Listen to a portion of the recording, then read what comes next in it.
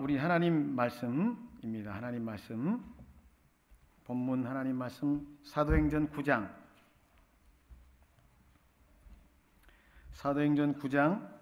32절에서 43절의 말씀입니다. 신약성경 203페이지입니다. 사도행전 9장 32절에서 43절까지의 말씀을 제가 봉독해 드리겠습니다. 그때에 베드로가 사방으로 두루 다니다가 룻다에 사는 성도들에게도 내려갔더니 거기서 애니아라 하는 사람을 만나매 그는 중풍병으로 침상 위에 누운 지 8회라.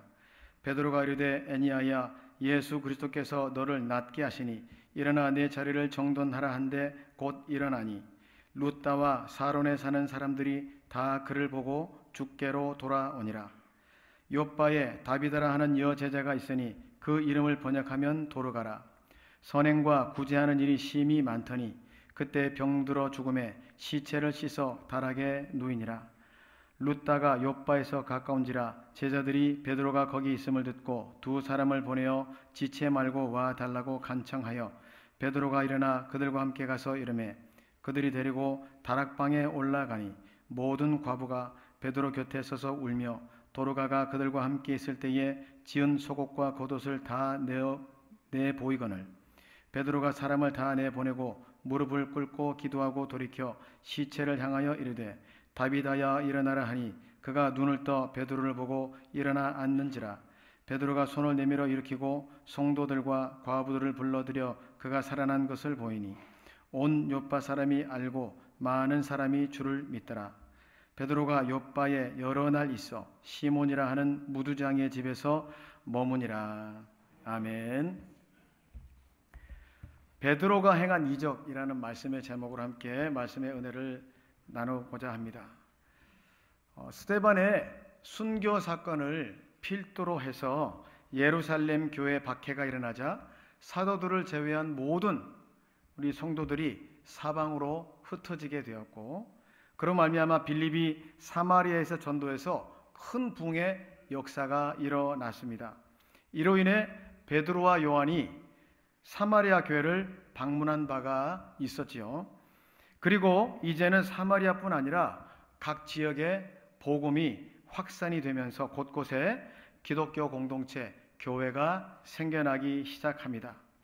베드로는 그 공동체를 돌아보고 성도들을 신방하기 위해서 사방으로 두루 다니게 되었습니다. 그 와중에 오늘 본문에 나와 있는 대로 룻다와 욥바를 방문하게 됐는데 거기서 이룬 사역의 성과가 오늘 본문에 잘 나타나 있는 것입니다. 우리가 함께 살펴보면서 은혜를 나누는 시간을 가지고자 하는 것입니다.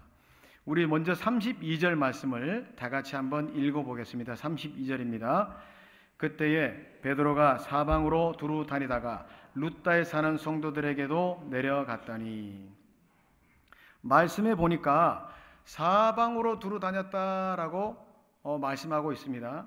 사방으로 베드로가 다녔다고 하는 것은 오늘날로 말하면 신방을 말하는 것입니다. 신방은 성도 개개인을 가장 가까이 있는 사람, 가까이서 돌보는 일을 말하는 겁니다. 여러분도 잘 아시지만 우리 한국교회가 급성 세계적으로 이렇게 주목받을 수 있는 급성장을 하게 된 요인 여러 가지가 있겠지만 그 중에 하나가 무엇일까요? 이 신방이라는 것입니다. 사방으로 두루 다녔던 이 베드로의 사역이 오늘날 신방 목회의 원형이라고 할 수 있는데, 목회자가 신방 다니는 것뿐만 아니라 또 무엇이 중요할까요? 성도들 역시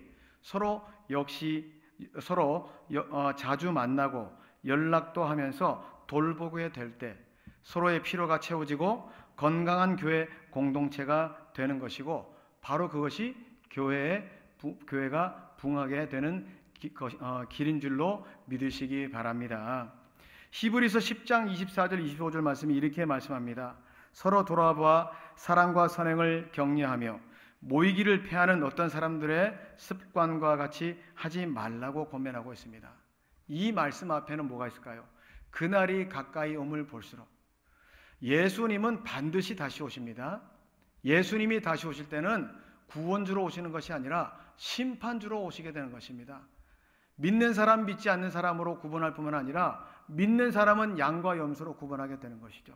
그날이 가까이 옴을 볼수록 어떤 편에 우리가 서야 될까요? 모이기를 권면하고 서로를 돌아보아서 믿음을 격려하는 자의 자리에 서야 되는 줄로 믿는 것입니다. 말씀에 의하면 두 가지가 있다는 거예요. 신방을 하는 자가 있는가 하면 신방을 받는 자가 있어요. 신방을 받는 자도 피해 다니는 사람이 있어요. 그날이 가까이 옴을 볼수록 어떻게 됩니까? 서로 믿음을 격려하고 모이기를 힘쓰고 그러기 위해서 도전하고 권면하고 그런 길을 나아갈 수 있는 모든 성도님들 될 수 있기를 간절히 축복하는 것입니다. 베드로가 두루 다니며 신방하던 중에 들르게 된 곳이 오늘 본문에 나온 룻다입니다. 룻다는 거리상 예루살렘과 가까이 있었기 때문에 아마 일찍부터 다른 지역에 비해 교회가 빨리 세워졌을 것입니다. 거기서 애니아라는 사람을 만나게 되는데 이 애니아라는 이름이 헬라식 이름이기 때문에 아마 헬라계 유대인이 아닐까 우리가 생각을 해볼 수가 있는 것이죠. 그런데 오늘 본문 말씀 보니까 중풍으로 누운 지 8년이 된 환자다라고 말씀하고 있습니다. 34절 다 같이 한번 읽어보겠습니다. 베드로가 이르되 애니아야 예수 그리스도께서 너를 낫게 하시니 일어나 네 자리를 정돈하라 한데 곧 일어나니. 베드로가 애니아에게 치유를 명령하고 있습니다. 사실 이렇게 명령하는 것이 결코 쉬운 일이 아니죠. 그때나 지금이나 우리가 환자 보고 일어나 걸어라 하는 것이 결코 쉬운 일은 아닙니다. 더군다나 둘만 있었으면 누워있는 당신만 알고 나만 아는 거니까 제가 할게요 이럴 수도 있지만 사람들이 같이 있었잖아요. 그래서 말하기가 쉽지 않았는데 더 난감한 거는 그랬다가 일어나지 않으면 정말 난감한 일 아니겠습니까? 그런데 이 치유의 과정에서 베드로에게 어떤 일이 일어난 것일까요? 그 마음에 하나님이 감동을 주신 것입니다. 베드로의 마음에 하나님이 고쳐주실 거다라는 믿음이 생긴 거예요. 그런데 더 중요한 것은 무엇인가? 이 믿음이 생겼다고 해서 품기만 한 게 아니라 어떻게 했어요? 베드로는 입으로 내뱉은 겁니다. 입으로 명령을 한 것입니다. 입으로 말하기까지 순종을 했다는 거예요. 3장에서도 성전 미문에 앉아있던 안진뱅이에게도 마음의 감동이 일어났을 때 베드로가 어떻게 했습니까? 입으로 선포하고 명령한 것입니다. 사랑하는 성도 여러분, 하나님의 역사는 마음에 품고 있다고 이루어지는 것이 아니라 어떻게 해요? 입술로 고백하고 행동으로 순종할 때 이루어지는 줄로 믿으시기 바랍니다. 믿음은 마음으로 믿고 입으로 시인하는 것이라 그랬습니다. 이번에도 우리 학습, 세례, 입교, 교육을 할 때 있어서 제일 큰 관건이 뭘까요? 예수님을 정말 영접하고 믿느냐? 두 번째, 사람들 앞에서 당신의 믿음을 고백할 수 있느냐라는 겁니다. 구원은 마음에서부터 출발해서 어떻게 해요? 입으로 시인하는 것까지 되어야 한다는 것입니다. 믿음도 마찬가지입니다. 마음으로 믿기만 하는 것은 반쪽짜리 믿음이라는 거예요. 그런데 입으로 시인할 때 그 반쪽짜리 믿음이 온전해지는 것입니다. 베드로가 이렇게 명령합니다. 예수 그리스도께서 낫게 하시니라면서 명령을 하고 있어요. 병을 치유하는 주체가 자신이 아니라 예수 그리스도라는 것을 또한 분명히 하고 있습니다. 믿음을 얘기를 드렸는데 믿음에 대해서는 우리가 두 가지가 있다라고 볼 수가 있습니다. 첫째는 어떤 믿음입니까? 하나는 구원을 얻는 믿음. 또 하나는 어떤 믿음이냐? 기적을 경험하는 믿음인 것입니다. 구원 얻는 믿음은 어떤 믿음이에요?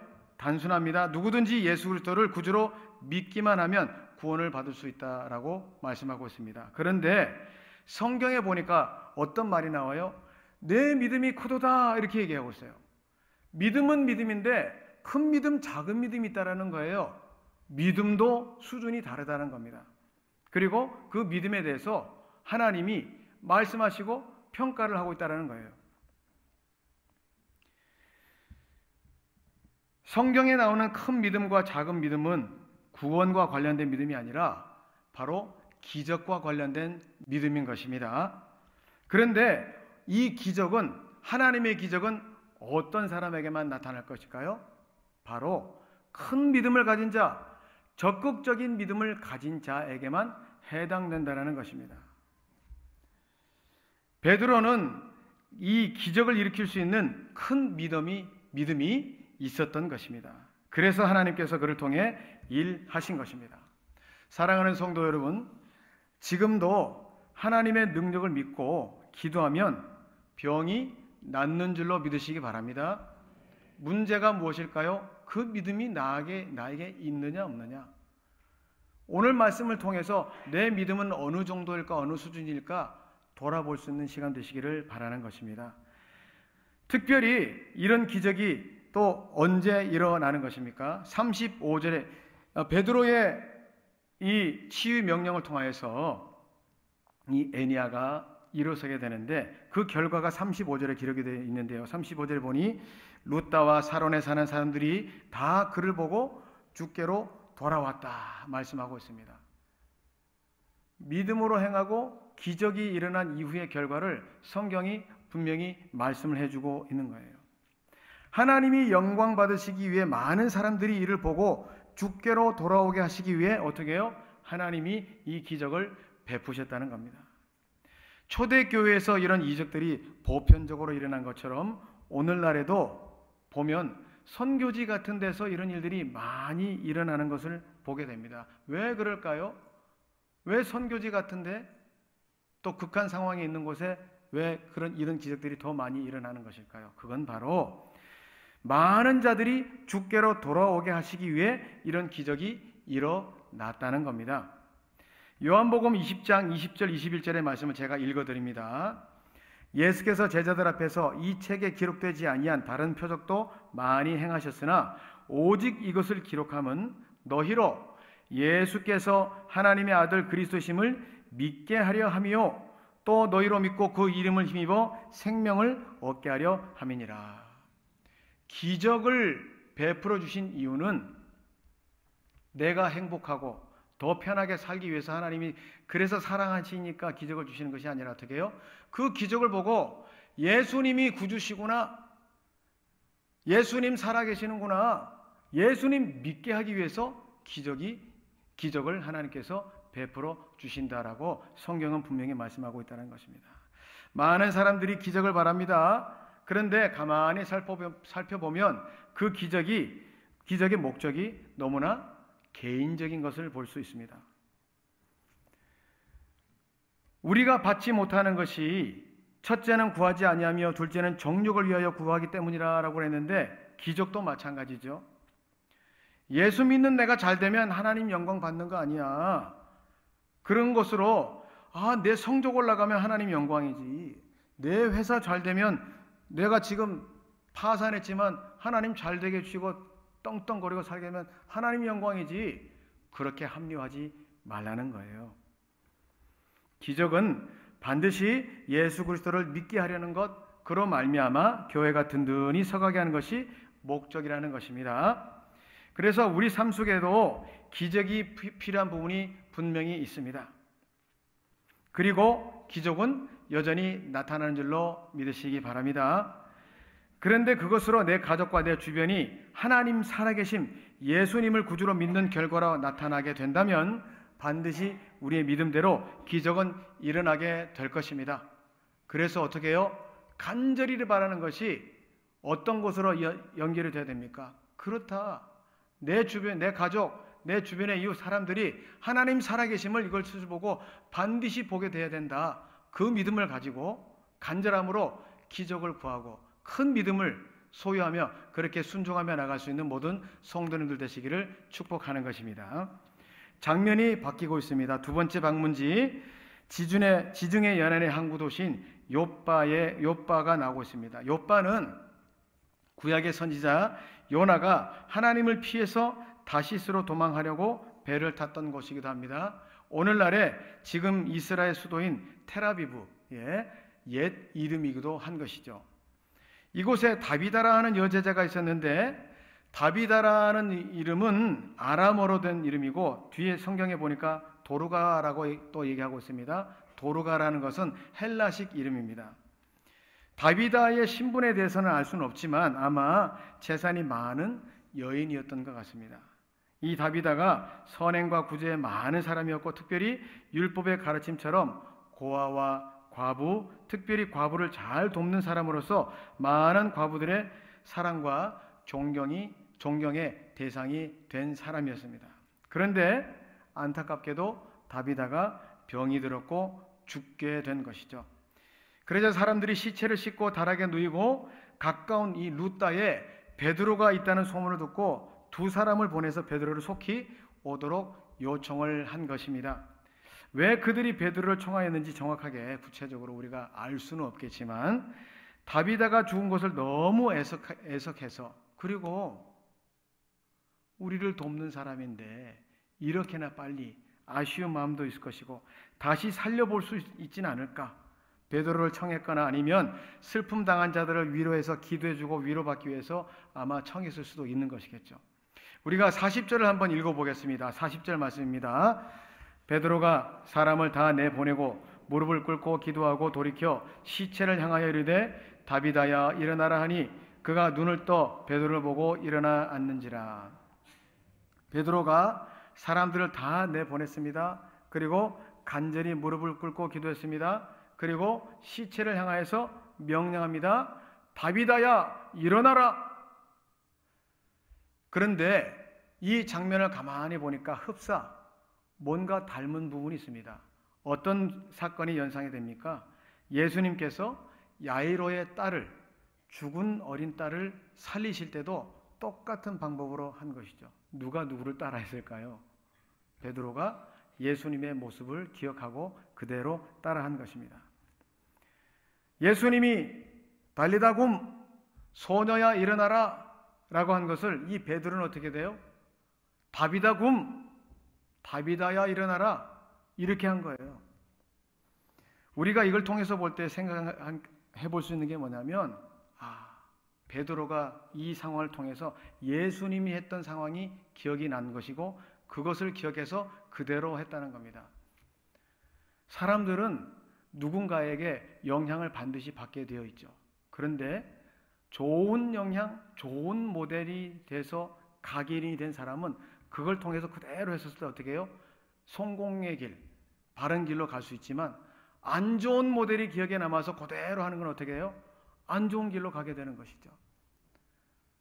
베드로가 예수님이 한 그 좋은 모델을 보고 그대로 따라할 수 있었던 것처럼 우리 자녀들도 우리 부모님을 보고, 그래 우리 엄마처럼만 예수 믿으면 돼, 그래 우리 아빠처럼 기도하면 돼, 그래 우리 선생님이 한 것처럼 그렇게 하면 돼, 그런 강렬한 기억을 줄 수 있는, 그런 강력한 본을 줄 수 있는 그런 삶을 우리도 살아야 될 줄로 믿는 것입니다.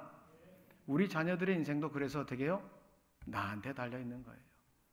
내가 지금 하고 있는 행동이 우리 아이에게나, 내가 지금 가르치는 학생들이나, 내가 관여하고 휘하있는 우리 아랫사람들이란다든지, 나는 어떤 본을 보이고 있는가를 생각해 볼 수 있는 계기가 되는 줄로 믿는 것입니다. 따르는 사람은 어떻게 해요? 좋은 곳을 남아서 그대로 할 수 있는 그런 인생을 우리가 살아갈 수 있기를 바라는 것입니다. 이 사건을 좀 더 들여다보겠습니다. 가만히 생각해 보니까 아까 애니야를 일으켜 세운 이후에 지금은 죽은 자를 일으켜 세웠어요. 무엇을 생각할 수 있을까요? 베드로의 믿음이 더 커졌다는 것을 볼 수가 있는 겁니다. 중풍병자를 고치자 베드로의 믿음이 어떻게 해요? 더 발전한 겁니다. 못 고칠 병을 고쳤는데 이제는 어떻게 해요? 죽은 사람을 살리는 것까지 하게 된 겁니다. 여기서 우리가 생각해 볼 수 있는 게 뭐냐면, 믿음은 무한대로 커질 수 있다는 거예요. 어떤 사람이 믿음에 대해서 이렇게 얘기한 것을 들은 적이 있습니다. 믿음은 근육과 같다고 그래요. 근육이 쓰면 쓸수록 어떻게 해요? 벌크업이 돼가지고 커지잖아요. 근데 근육을 안 쓰면 어떻게 해요? 자꾸 없어지죠. 근손실이 일어나는 것이죠. 마찬가지로 믿음은 쓰면 쓸수록 더 커지고 그 믿음을 통해 더 큰 일도 하게 되는데 어떻게 해요? 믿음을 활용하지 않고 믿음으로 하지 않는 모든 것이 어떻게 되는 거예요? 자꾸 적어지게 되는 것이죠. 그리고 믿음도 소멸될 수도 있는 것이고. 오늘 말씀을 통해서 우리에게 주시는 도전이 무엇일까요? 작은 것 하나라도 어떻게 해요? 믿음으로 행할 때 그 믿음은 커진다는 것입니다. 그런 믿음이 성장할 수 있는 모든 성도님들 될 수 있기를 간절히 바라는 것입니다. 예수님이 말씀하시기를 마태복음 25장 21절 말씀에 착하고 충성된 종아 네가 적은 일에 충성하였음에 내가 많은 것을 네게 맡기리니. 작은 믿음이라도 실천하시기 바랍니다. 그러면 그 작은 믿음들이 모아 큰 믿음이 되는 것입니다. 예수님은 이미 베드로와 다른 제자들에게 이렇게 약속을 하셨어요. 요한복음 14장 12절 말씀입니다. 내가 진실로 진실로 너희에게 이르노니 나를 믿는 자는 내가 하는 일을 그도 할 것이요 또한 그보다 큰 일도 하리니 이는 내가 아버지께로 감이니라.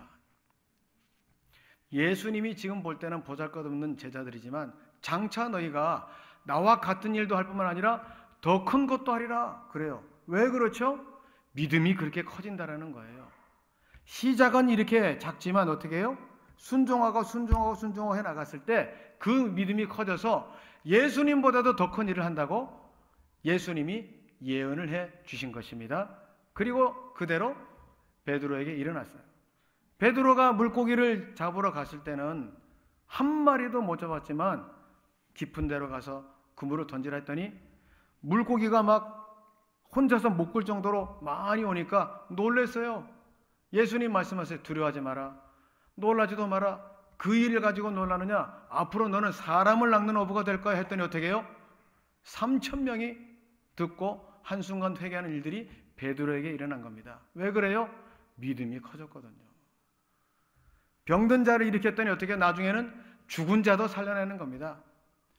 우리에게도 동일한 일이 일어날 수 있는 것으로 믿는 것입니다. 어떨 때요? 작은 믿음이라도 실천하고 계속해서 사용했을 때, 순종했을 때 이런 일이 일어난다는 것입니다. 이런 큰 복을 누릴 수 있는 성도님들 되시기를 간절히 바라는 것입니다.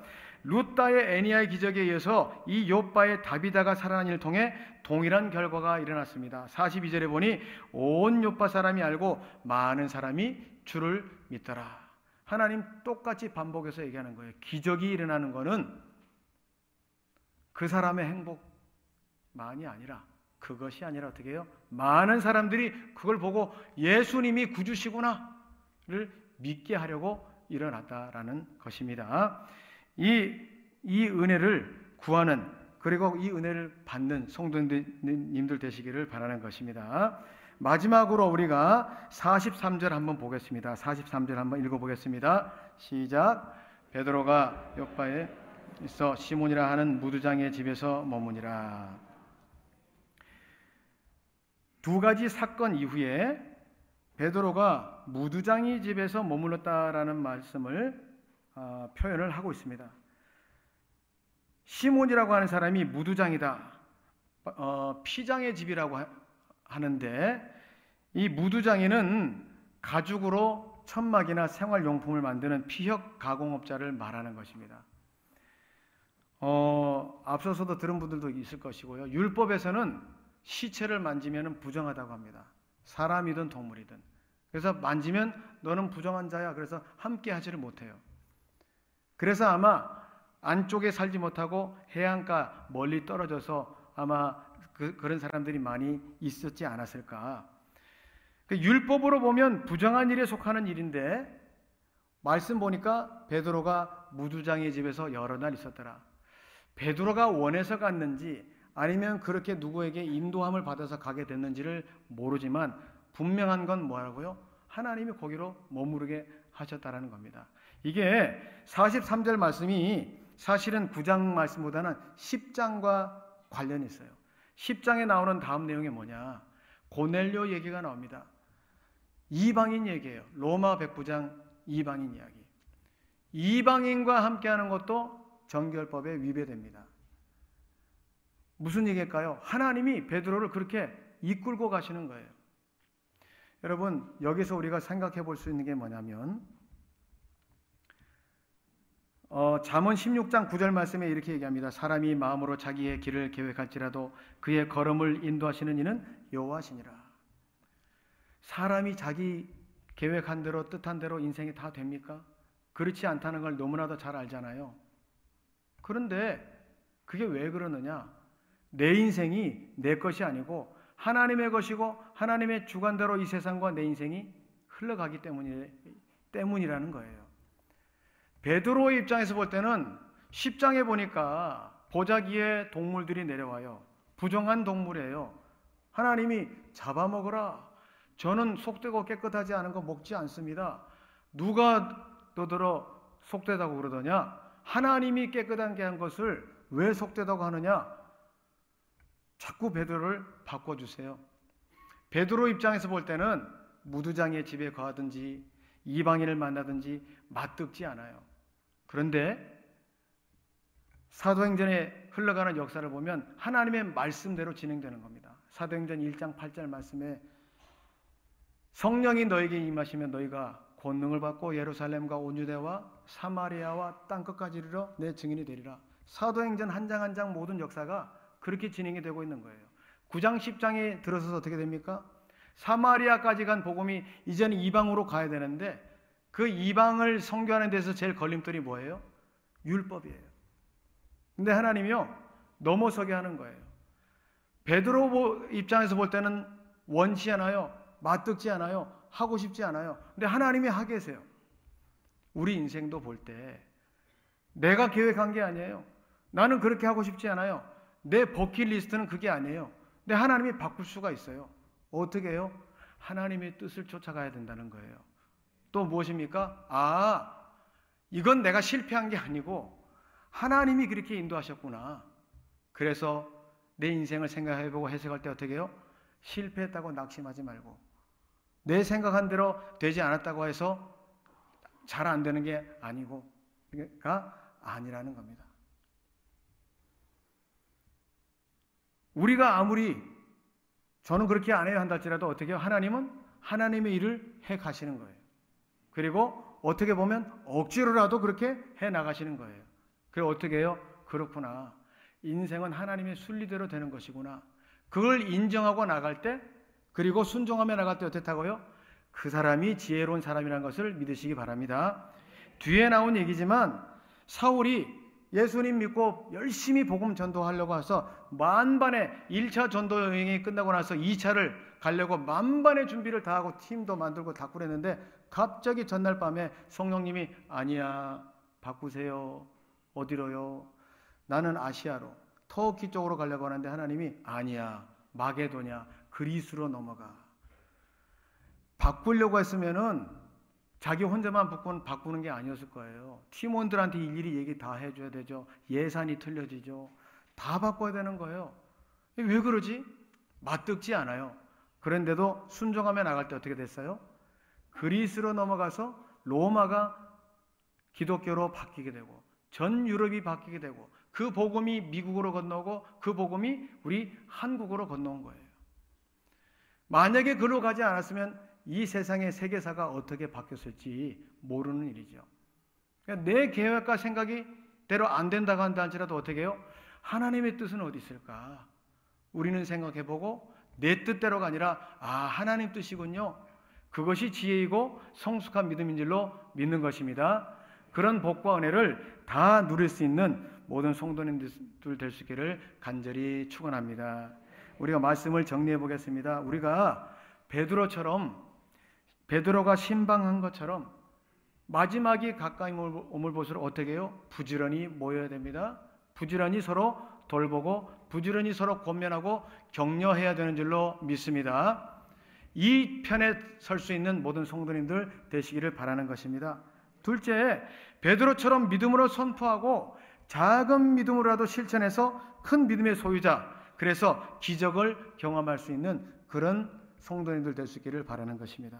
마지막으로 하나님이 이방인 사역을 예비하신 것처럼 사람은 하나님의 뜻을 다 못 깨닫고 몰라서 안 할 수도 있지만 하나님은 억지로라도 끌고 가시게 하시는구나, 하나님의 섭리하에 있구나, 그것을 알고 오직 하나님의 뜻만 쫓아가고 하나님 내 뜻이 아니더라도 내 뜻을 굽힐 수 있는 그런 사람 되게 해주시옵소서. 그렇게 큰 그림으로 하나님께 순종하며 나갈 수 있는 그런 믿음의 사람이 되게 하시옵소서. 그렇게 기도하며 그렇게 믿음으로 순종하며 나갈 수 있는 모든 성도님들 되시기를 간절히 축원을 드립니다. 아멘. 우리 함께 찬양하도록 하겠습니다.